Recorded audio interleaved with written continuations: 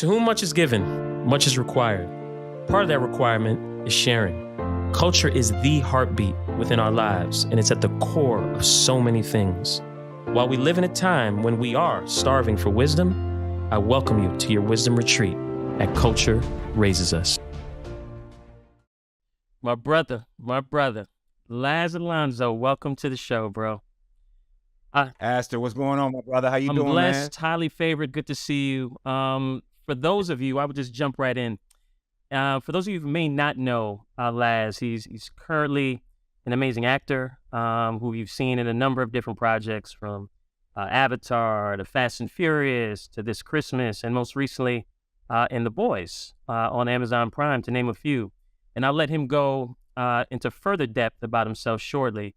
But more than any of those things, he's a dear friend, and beyond friend, he's a brother whose brotherhood I value tremendously and has been a major inspiration, I think, across multiple areas of my life. So if it's never been said or heard before, brother, I just wanted to let you know that off the rip.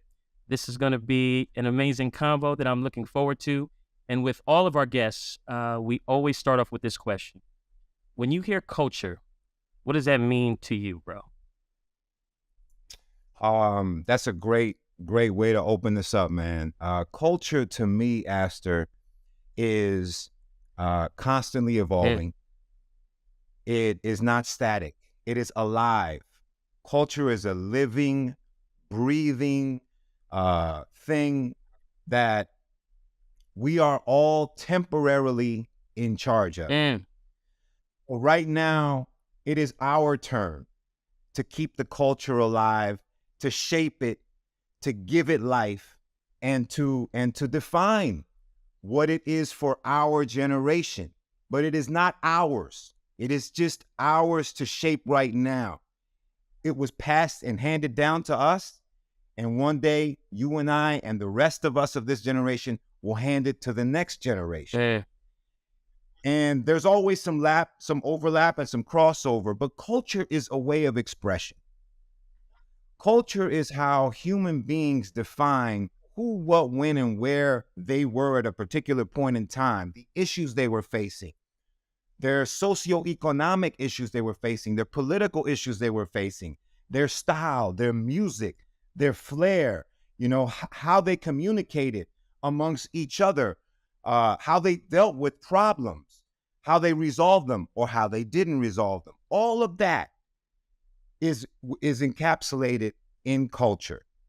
And different periods of time, the culture is defined by different people of that time.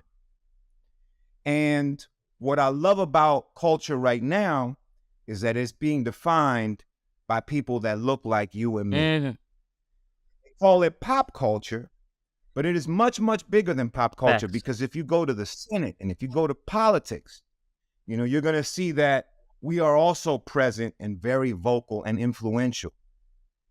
If you look at finances and you look at how many billionaires have come out of both hip hop, because hip hop is a very, very important piece of this culture, but also just in general in our lifetime, what we have seen.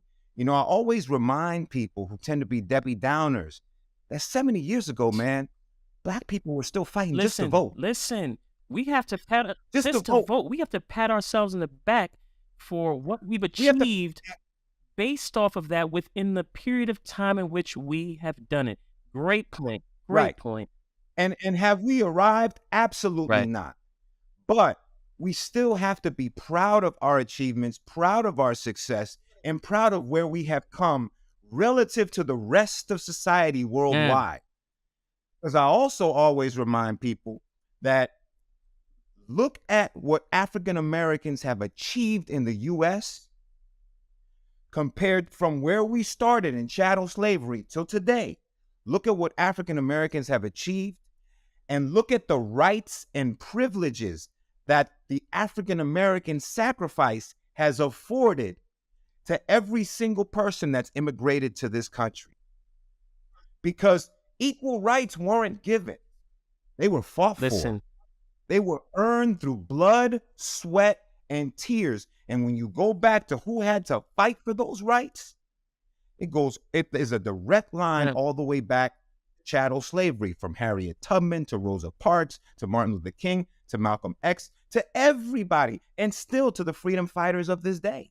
Bro, You know what I'm saying? So we have so much. And when I say we, I'm talking a absolutely. diaspora. I'm Absolutely. We're talking not black monolithic. We're not people. monolithic. Absolutely. But black people of every single creed and race, ethnicity rather, still has to, if you have immigrated to the United States, you still have to thank African Americans for the sacrifice that they made. Yeah. And I remind people of this. I remind Latins of this too. The freedoms that you experience when you come to this country are here and are available to you because black people fought for them. And this needs to be Oh, taught. You know where this needs to be taught? I know I came in on a pool listen, you in the came in pool. so on fire. I'm I, crazy. I'm I shooting listen. my I love. AK-47. It's on. Listen, It's I on. love every bit of this, and you know why? I look at the fact that this De La Soul, catalog has just been made available now on streaming platforms, right? And everybody's, you can't, I can't even fathom the fact that we haven't been able to listen to it, to date, but now it is. And one of the songs and albums, the stakes is high, and Stakes is high. the stakes are high, and you came in with an energy that matches the gravity of this, but more importantly, Cubano. Let me finish. Yeah, Let me please, finish my please, one please do. point. And I'm gonna get off. This No, is your no, no, show. no. This is your show. Listen, no, you right where you're supposed to be. Go. All I want to say is that I believe that in the citizenship class, that every single immigrant that steps onto this country, they have to go through a class in order to get citizenship, in order to get U.S. Shit, yep. citizenship. And part of what that should be that is not being taught is what black people did and the civil rights movement and what black people had to go through in order for them to get the rights that they get when they come to this country. Oh. Because if every single immigrant knew what black people sacrificed for them too, not just black people, Man. because black people kicked the door open, but a lot more people walk through that door than just black people, than just African Americans. And if they were taught this in their citizenship class, I bet you the relationship between the Latino community and the African American community would be different. The relationship between the Asian community and the and the African American community would be different. The Islamic, anybody that immigrates to the United States should look at African Americans differently. And the reason why they're not is because they're not being taught that the only reason why the U.S. is the land of opportunity is because that opportunity was fought for and bled for by African Americans. All right, I'm off my soapbox. This whole session is going to be a soapbox session. And you That's why you got me on here, huh? You said you sound like an HBCU grad, bro. Let me find out. But look, Howard University, brother. Howard University. I'm already going into that. Look, all this is just teeing things up, but the way you've teed up this conversation, you've added another dimension to it. And I think it's the acknowledgement of what has been done by a people for a many people. And if we realize that, I think the fact that we'd be able to lock arms a lot more seamlessly to now take on this next chapter of how we're going to galvanize around how we move forward collectively. This is going to be a teachable moment in this episode. This is the tool. The learnings, people learn from different places now. Traditionally, it was school, things to that degree. We know there are so many different outlets to learn and be informed and educated, and this is going to be one of them. So I thank you for all this energy. You keep this thing going in this episode and beyond this episode, which I don't need to say that to you because you live this, and that's why I knew it was imperative to have you on, and I love you for this, from the top of this session to the bottom, and then when we close it out, because I know this is who you are. This is in your DNA. And with that, I think that's a great segue into giving the people a little bit more insight into who you are. Cubano, my guy. Tell them a little bit about yourself. Well, I'm a first generation American. I'm the first American born in my family. My family immigrated from Cuba to the United States. They came with nothing. They didn't speak the language. And they came here to give me an opportunity that they didn't have had they stayed in Cuba. Cuba is under a political dictatorship. It is affecting the Black people of Cuba more than anyone, but everyone is suffering in Cuba. One person doesn't suffer more than the other in general. People who have family here who send them goods obviously tend to have a slightly better experience because they have the funds to purchase more things, but everybody is suffering under this dictatorship.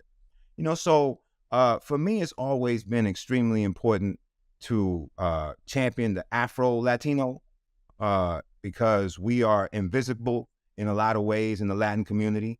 If you turn on a lot of the Latin stations and Latin media, you're not going to see many people that are our complexion, and you haven't met my mom, have No, you, Esther? all these years, I feel like I know her because that's who you constantly talk about, who you constantly spend a ton of time with. Right.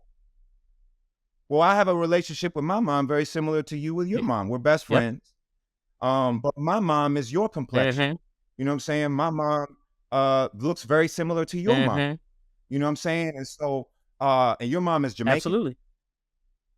Yeah, Jamaican. So you're Jamaican American.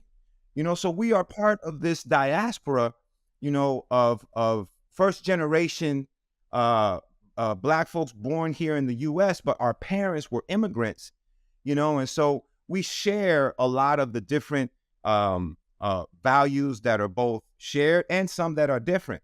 And for me, it's always been important to champion Afro-Latinos because, especially in my business, we're just not very well represented. And now we're starting to see a lot more of us move to the forefront of Hollywood and start shining a little more. And it's because of a collective effort where we have all kind of been kicking the door down, and culture has also assisted that. Facts. The culture, the movement of our generation right now has made people step back and say, what have I not been doing?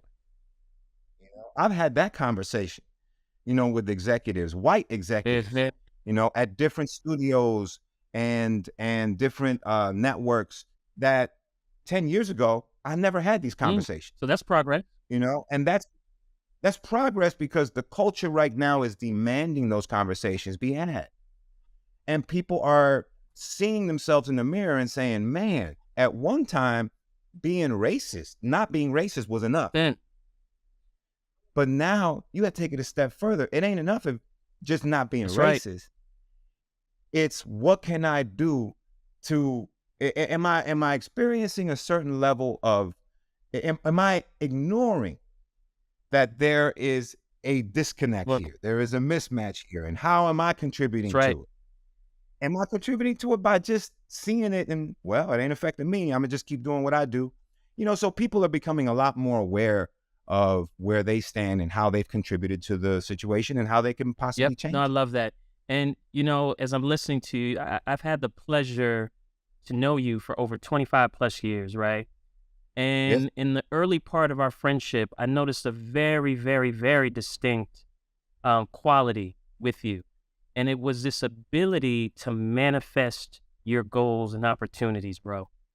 It was a superpower that I was completely in awe in, and I had never seen it before from a person. And it started from you telling me, this part you told me from when you graduated from Howard, and you were saying to yourself you want to work on Wall Street, which is something that wasn't common, wasn't seen, so you didn't have a bunch of examples, but you said that's what you wanted to do, and you did that. To then telling yourself, you know what, I want to work for Nike, and you did that.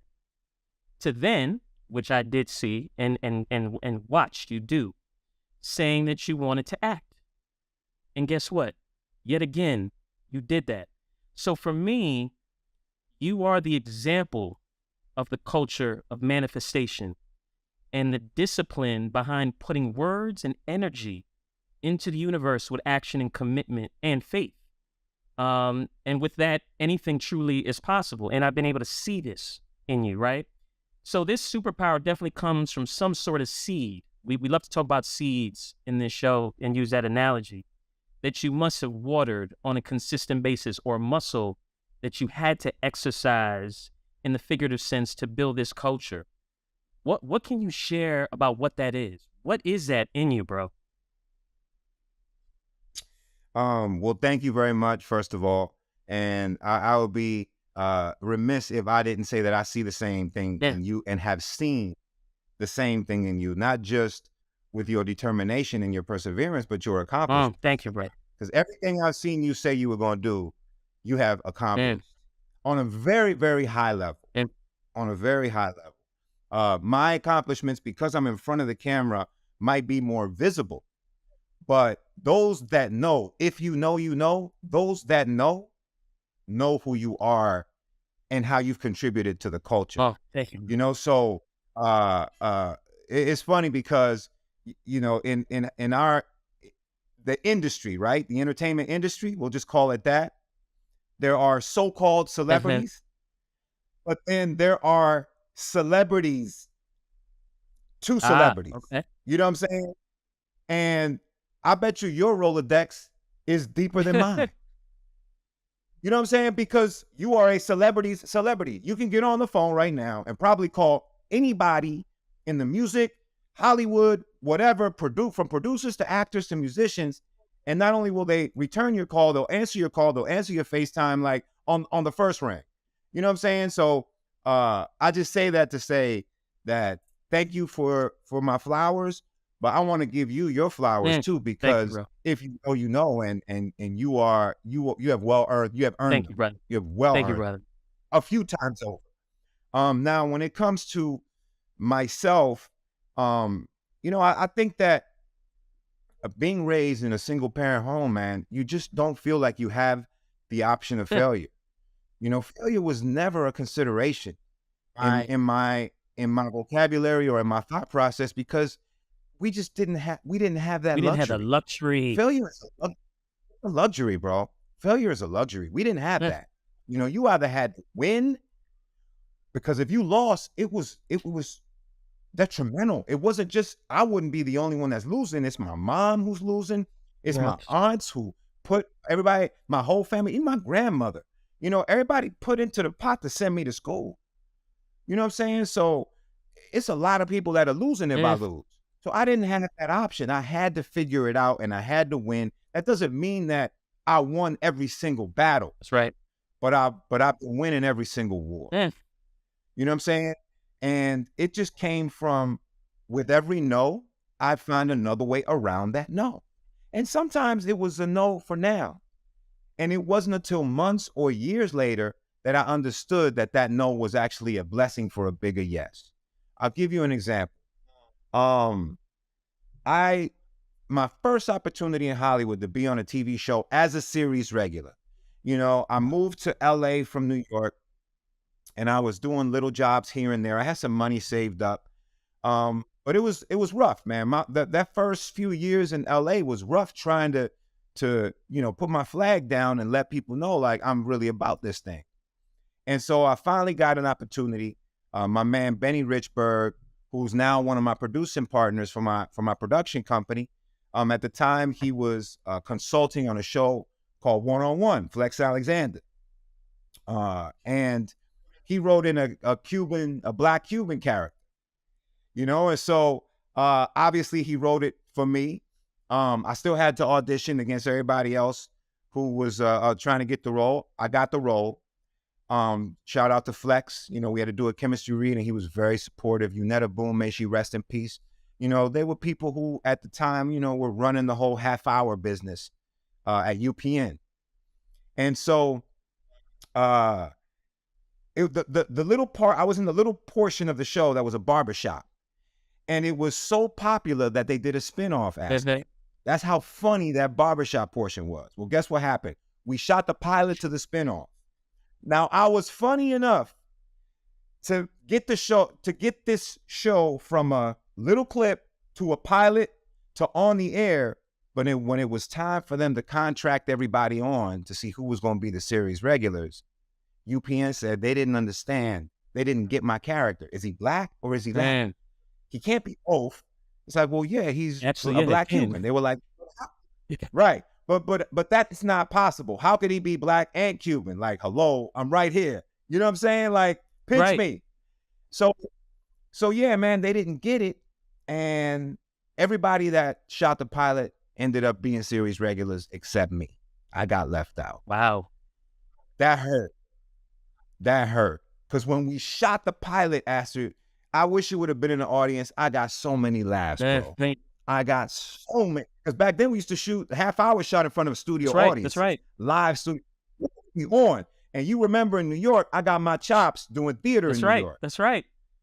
Well, I was ready for all when studio audiences, man, I ate that up. I love performing in front of people. Well, I killed the pilot, but when it was time to go to series, they didn't pick me up because the executives did not get it. Guess what happened 3 months later? I got hired by, no, before I go to I got hired by, 3 months later, a breakdown comes out. Because you know I'm always hustling. I used to get the breakdowns. I didn't wait for my agent to tell me what was going on out there. I would check the breakdowns every day and then call my agent and be like, yo, there's this role. Yeah, are you on this? I need to go out for this, and this. I considered them partners, not, agents. Right. We work together. Right.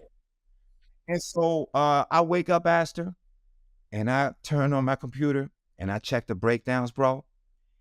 And there's this movie that's cast, feature film, directed by Sam Mendes, who just got the Oscar for, I don't even remember the movie that he did with Tom Hanks, I think.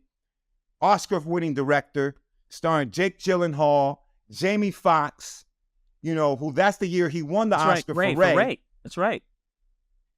And guess what the breakdown said? For my character, Ramon Escobar, looking for a black Cuban. Look at this. Is that God? No, all the way. Thank you. Make it very clear what it is.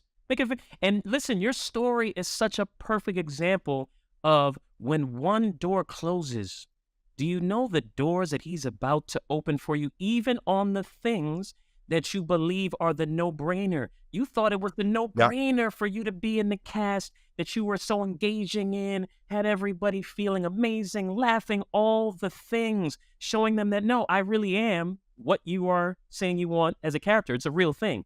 And they still didn't believe it, still didn't fit, or didn't work out. They blessed you, bro. I wouldn't have been available to do that movie had I been on that show. Part. And I love that you. And that movie opened up my film career. Because from there, I was on fire. I booked everything I went out for. I did Fast and Furious. I did Avatar. You were on a run, bro. You were on a run. I did this Christmas. I was killing everything. It was insane, and the same thing happened again. I booked this show on ABC. They picked up every single character from the show on ABC except mine, because I was part of this little part of the show that was a law firm. And they said, we're going to write off the law firm and we're just going to focus on the family. 3 months later, I booked Avatar. But you know what's so beautiful about this? And I'm hoping you could share this part. Given that this is now the second time you're coming in a similar scenario, your approach and your thought process had to have shifted significantly, because God had already shown you. 100%. God had already shown you. 100%. First time what's possible. So now you're going from this is happening to me, but it's actually happening for me. For me. So when it happened the second time, Astor, I smiled. Yes. In adversity. I was like, okay, where's the blessing coming? What movie am I about to book? That was my attitude. I was like, something big is coming. Because this already happened. That is the choice you made to shift your mindset, and that energy shift gets put into the universe for God to do his miracle work, because we serve a miracle God. We don't hope for miracles. We depend on them. And he's shown you. Wow. Bro, I didn't even know the nuances of these stories as I was next to you during this journey, right? But you can't share. Yes, you can't share when you go to these auditions and you do, like I know for Bobby, like she can't talk about who she's auditioning for, what the response was, da-da-da-da. So to hear you say it this way, and the way in which you went through it, and your POV shift, your mind shift, when the next scenario came up, because all these things are experiences. Look, life is 10% things that happen to you, but 90% how you respond to it.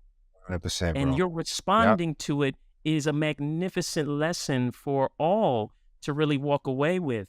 And so when I talk about this art of manifestation, obviously it doesn't come without distractions, hurdles, adversities, what people might think are losses. So what do you do? And you said a little bit of it, to stay locked into that vision and that end goal, even with all these adversities or no's or closed doors. Well, listen, man.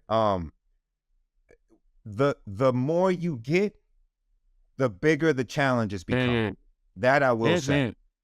Adversity is never easy. And, the challenges never become smaller. Mm, Uh, so I can't sit up here and say and lie and say that the adversities that I face don't rock me yes, sometimes. yes. I've been Yes, rocked. sir. I've been rocked, Uh-huh. but have I stayed down? No. No. And I don't intend Mm, to. So, I don't live a life of not expecting to get rocked. Life just will rock you every now and yes, then. yes. You know, what I focus on is, whew, okay, that Yes, rocked me. yes. Now, what can I do? What's within my power to do to move forward beyond this? What can I do? And I'll exhaust every resource because again, failure is not an No. option. I don't Well, have that luxury. I don't have anybody that I can call. I never really had, besides the love and support that a family gives you, uh-huh. and at the end of the day, you realize that's all we really got, Yeah, man. That's all we have, man, is family. Material things get that's old. right. That's right. We get over 'em. They don't mean the same thing that they did when they were shiny and brand new. Uh-huh. But the one thing that we always have is our family. But besides that, I never had the luxury of having like an older brother that I could call and say, yo, man, can you spot me 10 grand? Uh-huh. Yo, can you send me 30 grand? I'm in a bind. Uh-huh. You know what I'm saying? What I do have, and this part I'm eternally grateful, is good Uh, friendships. I have friendships that in many ways I have heard people describe their relationships with brothers and sisters.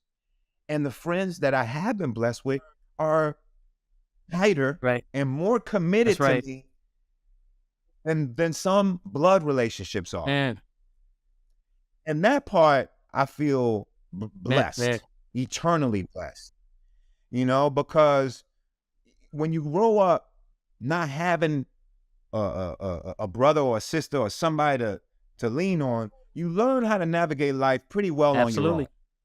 and not bother people and not ask for favors and not ask for help. I'm gonna just figure it Yes, out. yes. That ain't always good. That ain't always. Sometimes you need to lean That's on right. people, and that's one of the learnings that I still am learning to do is learning how to ask for help, Man, learning how to reach out, man, man. learning how to open up and talk about my Yeah, problems. you know what? It's You funny you know, mentioned that. I felt that on your spirit, to be completely transparent, a couple weeks ago when we spoke. We were going back and forth on text, and you just, mentioned, yeah, I just got a lot going on, but I felt a weight. I felt a weight. And I feel like you're working through your process of sharing your weights, because this thing called life is not meant to do on your own. Not meant to. right, For none of right, us, and we're all here for each other. And I think you mentioned another amazing thing of, we're not meant to be broken. We're meant to bend. We do a lot of bending when we go through this adversity and these challenges and these different scenarios that get positioned in front of us. And the beauty is we're never meant to break. We're only meant to bend. And the beauty of that also is that you then become an example for somebody else to lessen their bend. right, And the other thing that right, I'm so proud, and it just touched my soul when you talk about look at God, right? And the presence that is there from God in this whole journey. And so I correlate that to your faith in all this, right? On your daily journey and your journey in general. And how important is that as you take on the things that you manifest and the visions that you manifest is the faith piece. Man, I'm gonna tell you, bro. I can't live without my Yes. faith. I can't live without it. I would not be here without it because it is more fuel than anything else I have in my life. Yes. It is literally the core of who I am. And I don't run from my faith. I embrace it proudly because I believe that faith is the seed for miracles to happen. You know, miracles will not happen without intention. Yes.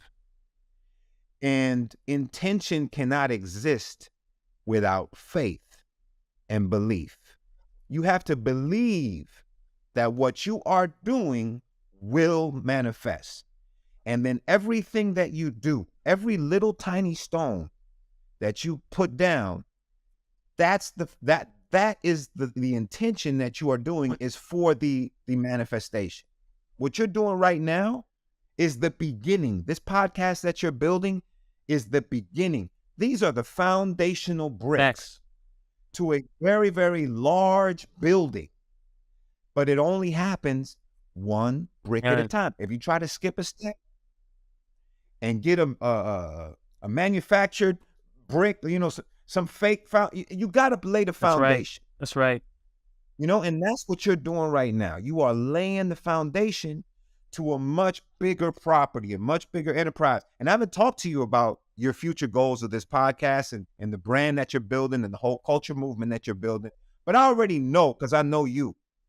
You know what I'm saying? I already know, from merchandise to TV to shows to everything, but you're not too proud to start at the very, very fundamentals and at the very, very bottom. And when I say the bottom, I don't mean the bottom meaning low quality. I mean bottom meaning you are willing to get down and put every brick down yourself, because you know that what you're building, you have the intention of seeing it go to where you see it in your mind's eye. And that's faith. That's belief. That's intention. I love that. And it only exists in your mind's eye because God put it there. That's right. You know what I'm saying? You know, we don't create nothing, man. We're just antennas. We're vessels. We're vessels, bro. We're vessels. And you either get the signal, and then a lot of people get signals, but a lot of people don't do something about it. They get the signal, and then it goes. And there's another person that got the same signal that you got, but they're doing something about it. Well, you got this signal, and you're doing something about it. Signal didn't get to you by accident. No, not at all. Not at all. And you talk about... Signal for me was to be an actor. It didn't get to me by accident. I wouldn't be here if it was an accident, if it was a mistake. It wasn't a mistake. And when I spoke to you about it 25 years ago, I was as confident about my skills of getting here as I am now. Facts. Rightfully so. Facts. And now I'm building my production company. Yeah. I'm on the phone every day with studios, pitching ideas, pitching movies, pitching undocumented stuff, pitching documentaries. You know what I'm saying? Like I'm working a whole different side of my brain that I don't work when I'm on camera. This is business. That's right. This is the business side of the entertainment business. I entertain you, but now I want to also do business. That's right. That's right. And you have all the tools and you've laid down the foundation. So that's why this is a seamless, very organic transition for you. And I'm excited to see where this goes because once again, I've seen your superpower in work. Thank you, man. It's one of the most inspiring things. And I love that you continue to evolve and you continue to trust his plan in pushing you into places of uncomfort to get comfortable with it because that's where the growth comes. So that's so dope. You know, within all the industries you've worked within over the years, was there ever a particular moment where you realized just how big and instrumental this entertainment culture was to the overall culture that we know today? Like a moment or a thing. I'm sorry? Just like a moment, or was there a moment of things? You know, Astor, I'll tell you, I'll be honest with you, man.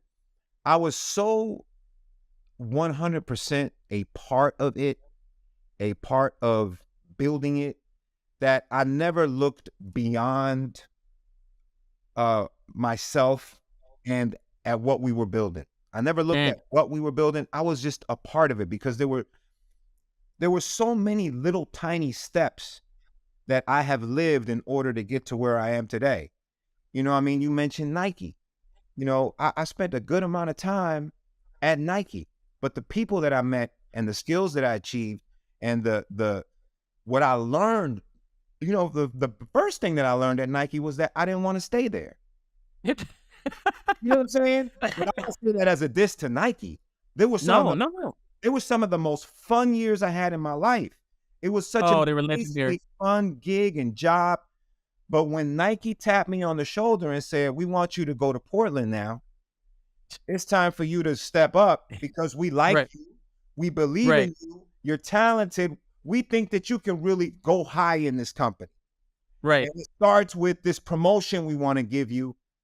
And then I had to think, I was like, if I leave New York and I stop acting, if I go to Portland, that's it. My acting career is done. It's night night. It's It's complete night night night. because that's going to It's be night at night. least 24 months out of my life, 2 years minimum, that I'm completely out of the mix. I'm not auditioning anymore. That's right. I'm not doing plays. I'm not doing little day player roles. And so I had to decide. I was like, do I take this opportunity, which is going to pay me more money, which is going to be fun? You know, it was when Drew Greer was That's moving on to right. Sports Classics. That's right. That's right. And they were bringing me on, they were grooming me to take his position once he was getting Right. promoted to be in charge of all the hot, redesign of all the sport classic shoes, from the Absolutely. Air Maxes to to the Dunks to all that. And All right. I love kicks. I'm a fiend. So I was gonna bring my pizzazz, you used to call me Hollywood back in the day. I was gonna bring all That's that shit right. to the table, but but and you know what? You calling me Hollywood back in the day, bruh, that was supportive. How That about was that? support. I like that nickname. That's I right. like because it was like it was part of the manifestation. I That's believe right. that nickname. When you call One me one thousand Holly, percent. every time you saw me, you'd be like Hollywood. Ever since I told you I wanted to be an actor, my nickname became Hollywood, and all your boys started calling me Hollywood. That's right.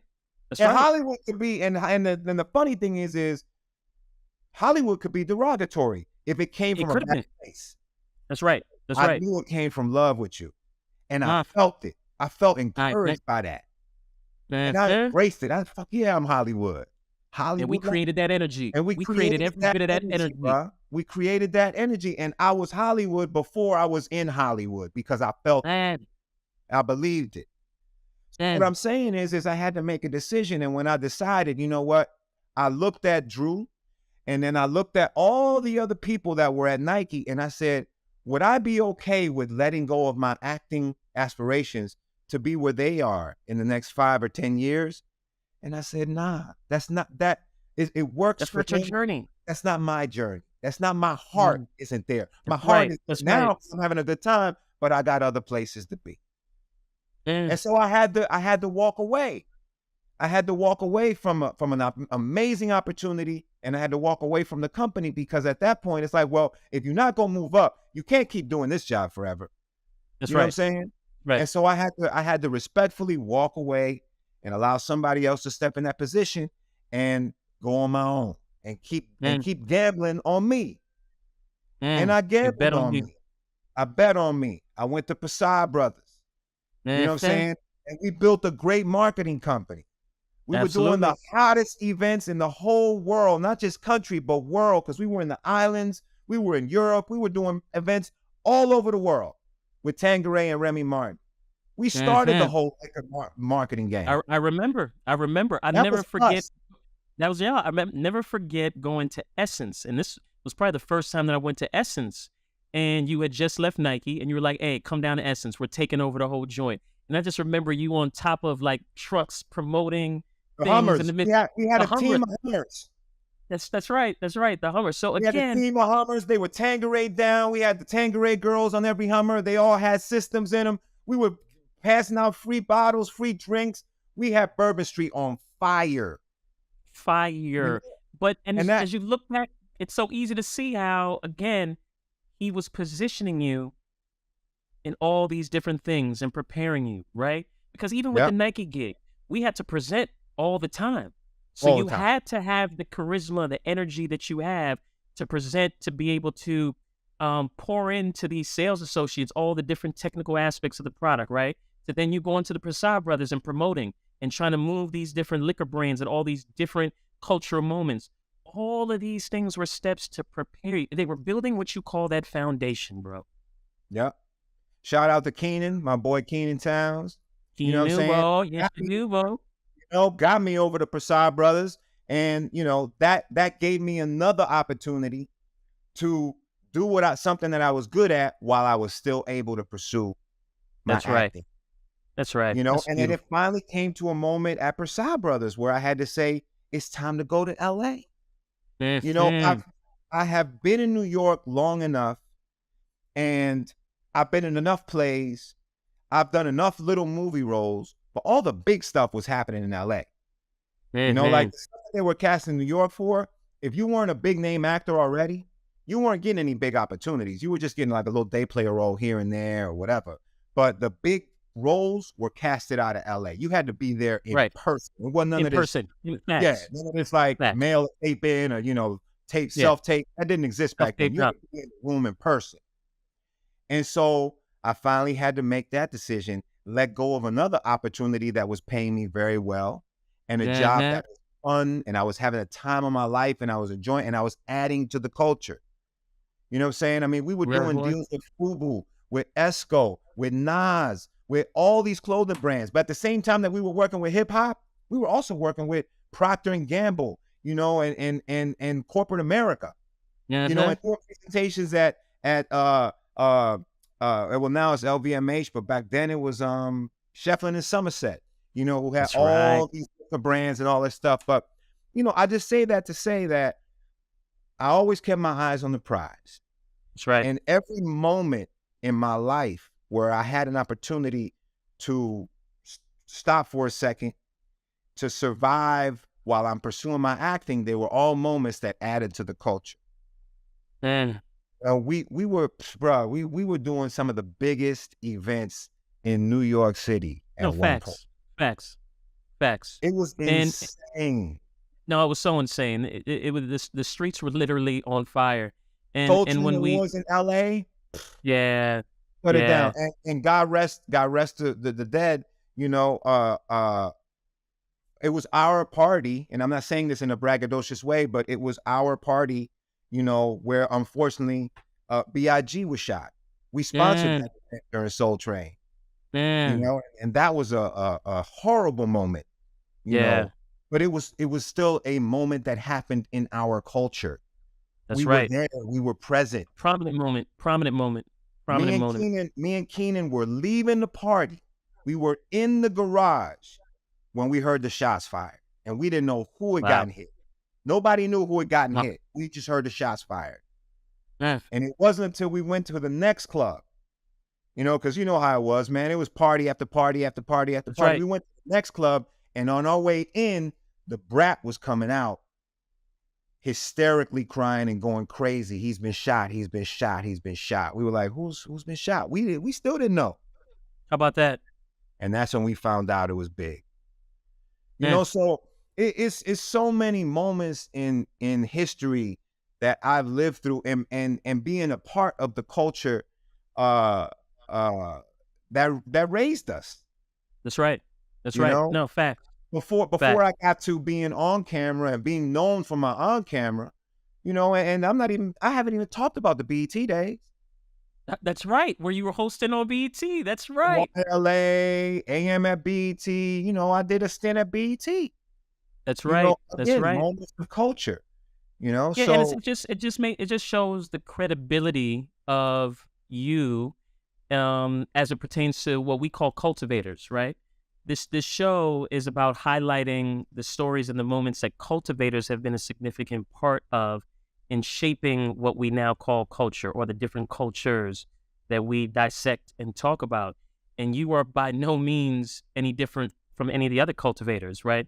You were spot on with all the different chapters of how you've contributed to it in a very authentic fashion. And this is no different now that you're doing it in the space of in front of the camera. And now you're going to start doing it where? Behind the camera as well. So it's just a constant evolution.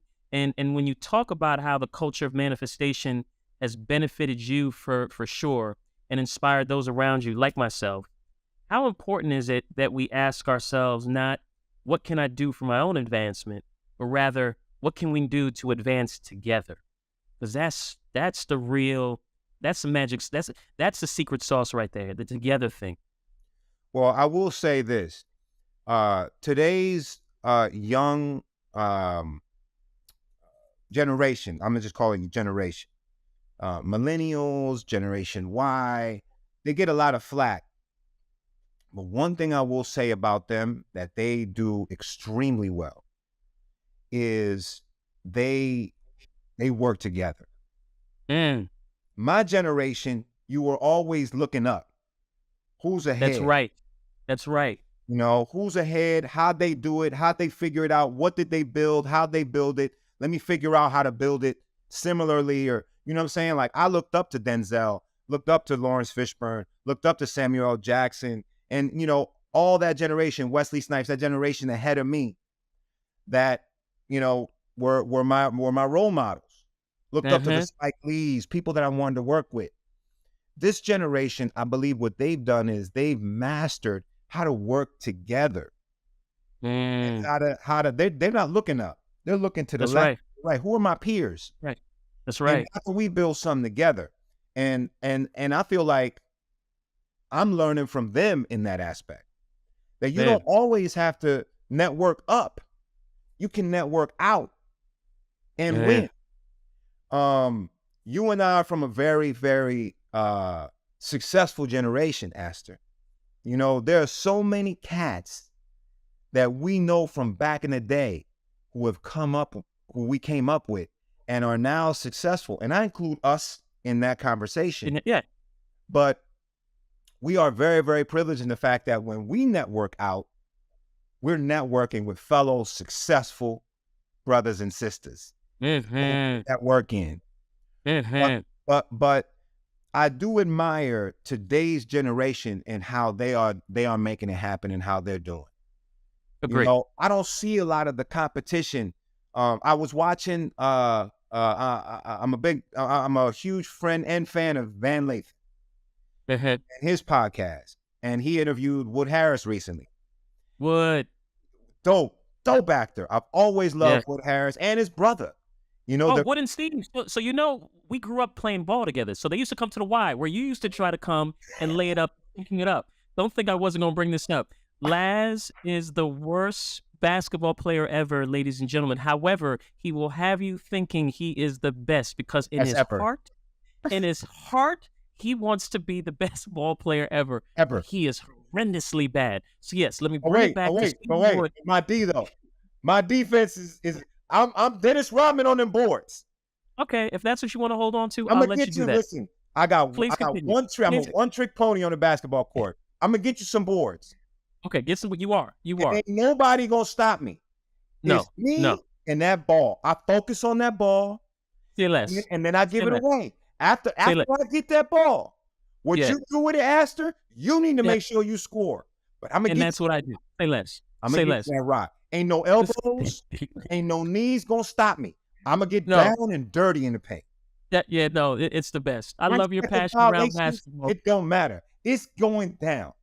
Because I understand, listen, one thing that I've always said, Astor, is we don't need yes men in our camp. Man. You know, we need no men. We need somebody that's going to keep it real with you and tell you, you know, what you shouldn't be doing. That's right. You want to rethink that. You know, last time you tried that, this is what happened. And it's not having Debbie Downers or negative people. It's people grounded. Absolutely. You've always kept me grounded when it came to my basketball skills. I could not let you do that because guess what, bro? That would have taken a lot away from your credibility, man. Had you gone out in the real world thinking you were that guy and then people Right, really took you up on it, bro, right, I would feel bad as your brother right, if I didn't say something and then you went out there and they were like, yo, do you see this dude? right. So, He's so, horrendous. so you saved me a lot of embarrassing moments because I always went in telling people like, listen, this is my job. If you want me to play on your squad, I got one job: Right. rebound. Rebounding. And that's it. Offensive, defensive. I'm gonna get you some boards.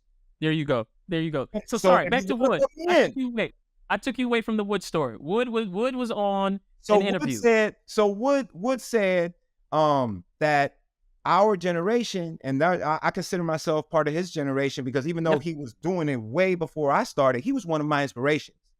Yeah. But he said, our generation was very competitive. And that's true. It was a bravado. It was a competition. It was get out my way. I'm a win. I'm That's that right. guy. I'm that dude. I'm the best. Ain't nobody gonna beat me here. The new generation, they don't necessarily have that attitude, man. They have Mhm. this we gonna win attitude. And I respect that. I like Mhm. that. You know what I'm saying? And Mhm. and and although I had to participate in the I'm gonna win generation, that's not the attitude that I share with the next generation when they come up and they tell me, hey, man, I grew up watching you. I like your stuff, man. You a beast Right. actor.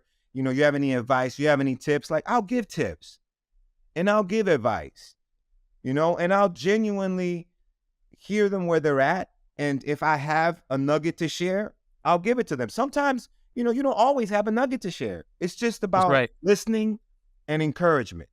But That's right. sometimes you do have a nugget to share if they want to receive it. Not everybody wants to receive it, but if they do Yep. want to receive it, I don't mind sharing it because No, and again, I can speak to that because you've done that for Bobby. When Bobby first absolutely. started on her journey, I remember we were out there for an audition, and I think she had already heard that she didn't get it or something. I was like, "Hey, Cubano, I need you to come through and just talk some words into her." And you came to my mom's crib, you sat on the couch with her, and you talked her through the industry. And I'll never forget. I think you were probably one of the first people to help her understand that she's going to get way more no's than she's going to get yeses, and that it's not a reflection of who she is, but more so a Absolutely. reflection of a fit and what have you regarding the opportunity, All the right? BS that they're looking for and all the crap. Exactly. Yeah. Exactly. You are literally an example of what you just said, right? I've seen you do it and I know you're going to continue to do it because that's in your DNA, and you also know that's part of your gift is that you're supposed to be sharing. You have to share because none of this, like you said so well in the beginning, none of this is ours. Right. We're just temporary holders of these gifts and these resources and these opportunities. And Um, that is part of the culture as well, man. yeah, We are obligated to support each other. It was my yeah, job to speak to Bobby. And it mhm. was no accident that I happened to be in New York when you and your daughter were in New That's York. right. It was no That's right. accident. You're right. That's right. Because you were living in LA. I That's was living right. in LA. It just so happened I was in New York at that moment. We were both in Yep. New York at that moment. That's And right. You're and right. she, and she received it. And look You at how sure did. well Bobby, your daughter, look at how Yeah. well she's done. I mean, she's done Mhm. stuff I haven't done. You That's right. Have know, you been on Broadway yet? I haven't been on Broadway. I've been on off Broadway, but I haven't been on Broadway. Wow. So we She gonna has manifest that. she has accomplished things that even I haven't accomplished. And that is culture, bro. Yeah. That is how we pour into each other. And pouring into somebody doesn't mean that you lose anything. No, thank you. It is a Speak on that. constant adding.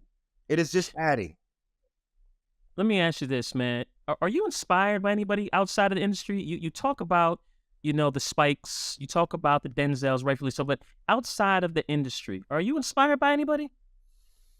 I'm inspired by so many people, Aster. I'm inspired by anyone that is authentic.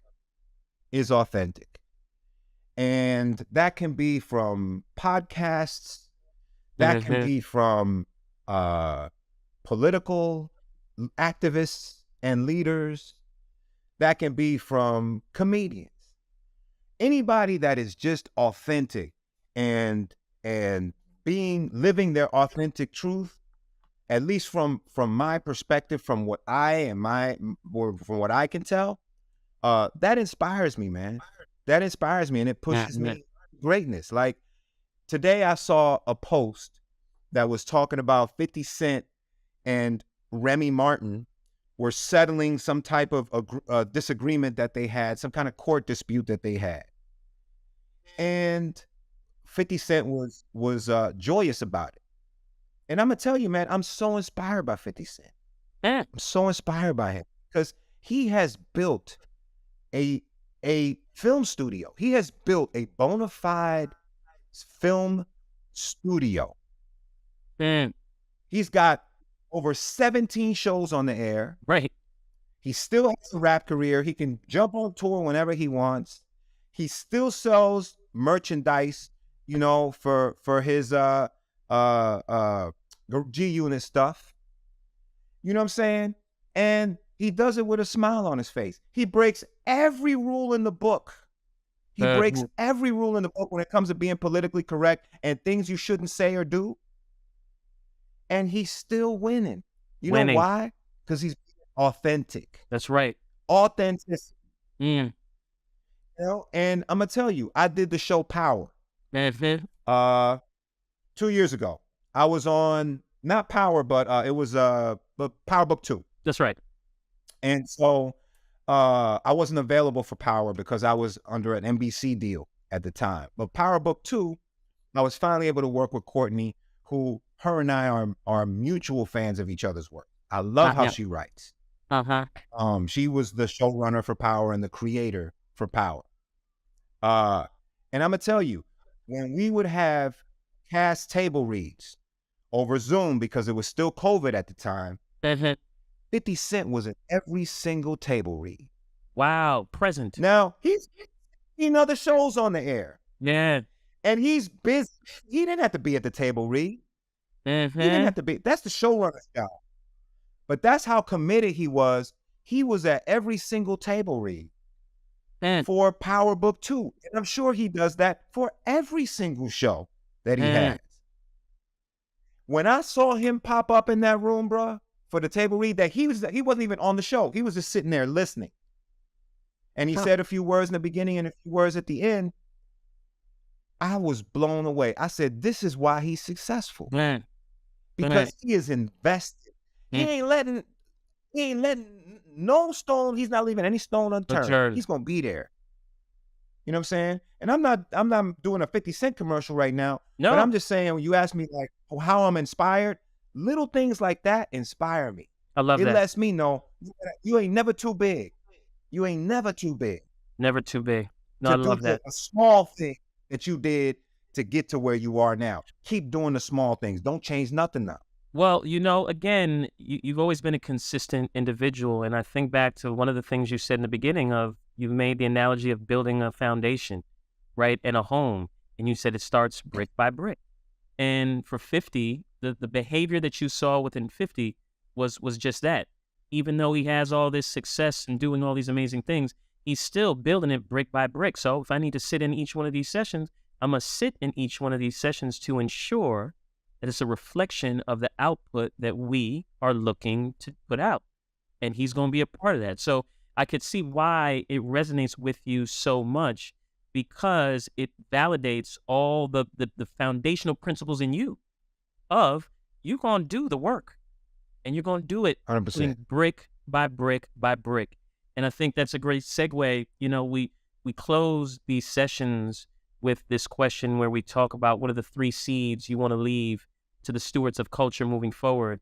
And I'd love for you, though, to put it in the context of manifestation, because if I haven't said it enough, Laz, man, I love you like a brother, bro. I've respected you Love you too, brother. like a brother for all the right reasons. And this manifestation thing that I saw in you, you gave me my flowers and I thank you. Part of that was because I saw you do it the way in which you did it with Pretty Bro. And I couldn't look at myself and not think that I got to move forward with that type of intention. with that type of Yes. intention. So with that energy that you shared and poured into me, I would love for you to just pour into anyone who's listening and watching this from a 3 seed standpoint of manifestation. What are those 3 things that you would leave? Um, I would say, uh,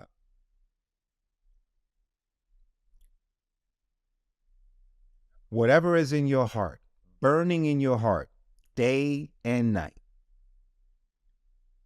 that is what you need to be honest and authentic with.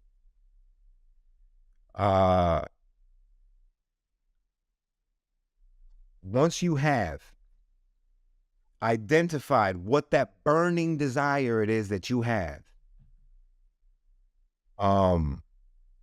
so first, start with the burning Man, desire. It has to be authentically in your soul, in your spirit, in every cell of your body, in your DNA. It can't be because that person did it and they're successful, or that person's doing it and they look like they're having a good time and they look like they're living a good life. No, it has to be something that you truly, truly, truly can't see yourself happy without it. unless you make a move and without it. Yeah. Right. Then secondly, start building the foundation for success. Mm-hmm. And that means take whatever class you got to take, listen to whatever podcast there's so much available now Mm-hmm.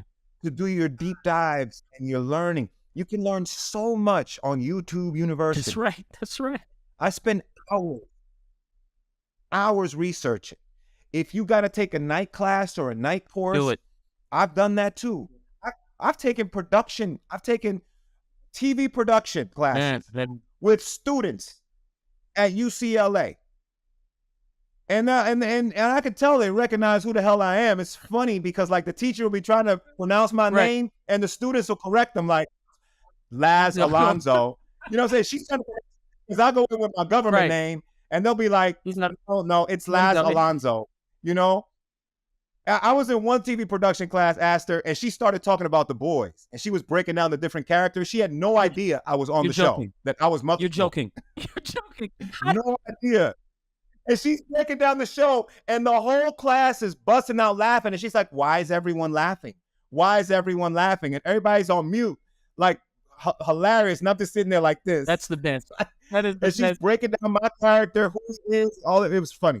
But anyway, do whatever it takes to make sure that when you do launch, you launch. You don't experience failure to launch because of failure of preparation. You need to prepare to succeed. And everything that you need to do before you launch, do it. That doesn't mean hold up your launch, because sometimes we can over prepare or suffer from overthinking. I have this term that analysis paralysis. That's right. Where you just feel like you're never ready and you never get started. No, sometimes you just got to get started and go. And learn on the way.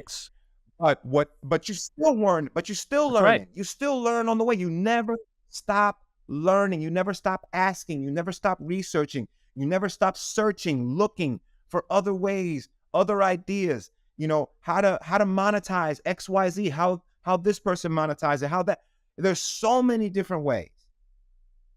And then last but not least, when you've truly authentically connected with what you want to do, and you've truly put in sweat equity and possibly even some monetary equity into building what you need to do. For some people, it might be building a website, you know, getting their Shopify ready, investing in merchandise that they want to sell, designing clothes, whatever that may be.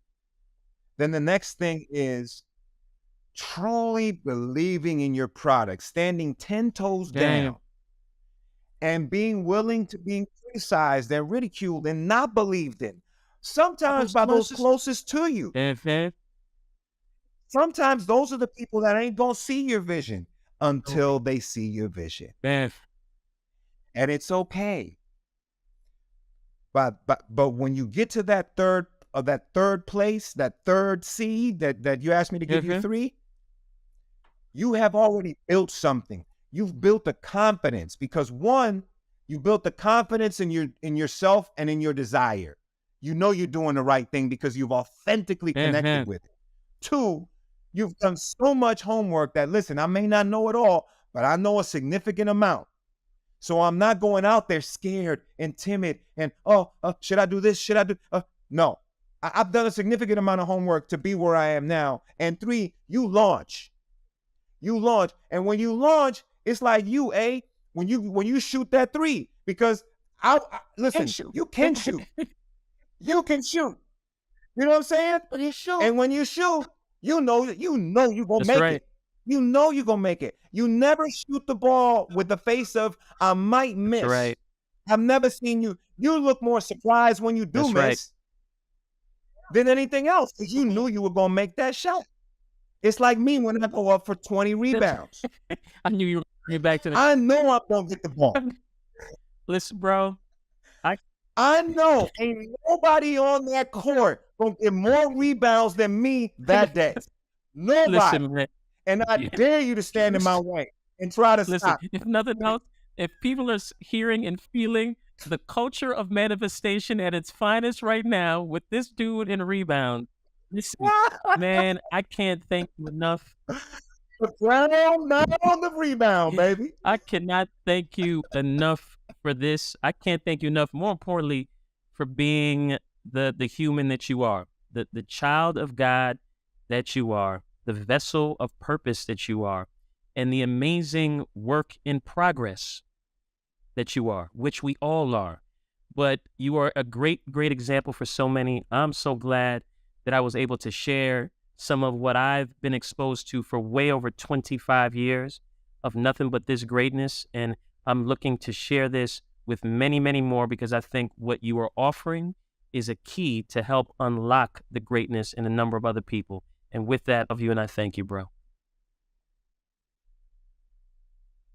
Thank you so much for having me. And I just want to say one thing before I go.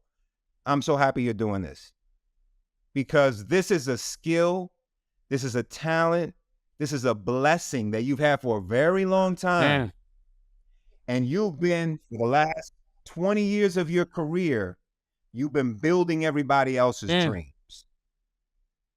very successfully on a very high level. Now it's time for the world to see your dreams. So I'm happy that you're doing this. It's time for you to shine.